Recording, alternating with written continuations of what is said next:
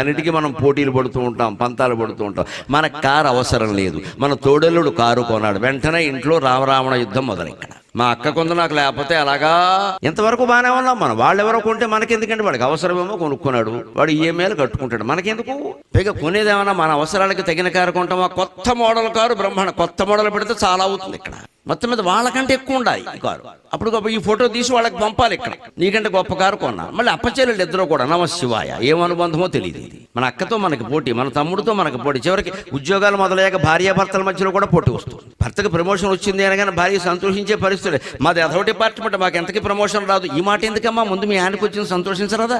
ఒకడు ఆవిడకే ప్రమోషన్ వచ్చి ఈయనకి రాలేదు అనుకో, అబ్బో ఇంకా మగజాతిలో తలెత్తుకోలేడు. కొత్త వ్యాఖ్యానం చేస్తారు. వీడు మొహం చూస్తే ఎవడో ప్రమోషన్ ఇవ్వడానికి మొహం చూసి ఇస్తారు ప్రమోషన్. వాళ్ళు ఆవిడ మేనేజర్ అయిపోయింది, వీడు గుమస్తా కింద ఉన్నాడు. ఇదో వ్యధ మన సమాజానికి. ఈ వ్యాఖ్యానాలే పాడు చేస్తున్నాయండి. మనకి కాపురాలు తక్కువ, కామెంటరీలు ఎక్కువ. ముందు కామెంటరీ మానేయాలి.